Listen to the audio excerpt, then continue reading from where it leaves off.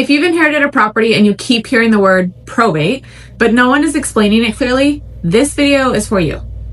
Probate is the legal process the court uses to transfer property when someone passes away without a trust or when assets weren't properly titled. When real estate is involved, the court oversees how that property is managed and eventually sold or distributed. I'm Chelsie Runnings, a probate and trust real estate specialist working with families in Sonoma County and across Northern California. Here's the simple version. First, a personal representative, either an executor or administrator, is appointed by the court. That person is responsible for protecting the property, maintaining it, and ultimately selling it if that's the plan. Next, the property is valued, usually by a probate referee that's appointed by the court.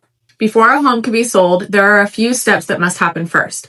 The court must officially open probate, authority must be granted to sell, an appraisal may be required, and the sale has to follow specific probate rules. Some probate sales require court confirmation and some don't, depending on how authority was granted.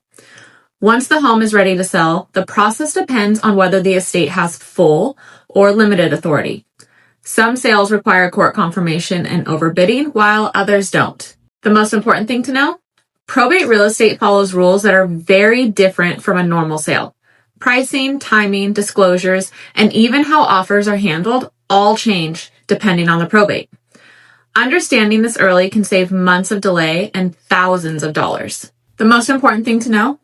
Probate real estate follows rules that are very different from a normal sale. Pricing, timing, disclosures, and even how offers are handled all change depending on the probate. Understanding this early can save months of delay and thousands of dollars. If you're going through a probate or dealing with an inherited home, I have more videos on this channel that walk through the process step by step. You can start with the next one in this series. And if you need help navigating a probate sale or inherited property in California, I'm always happy to be a resource. You can find my information in the description below.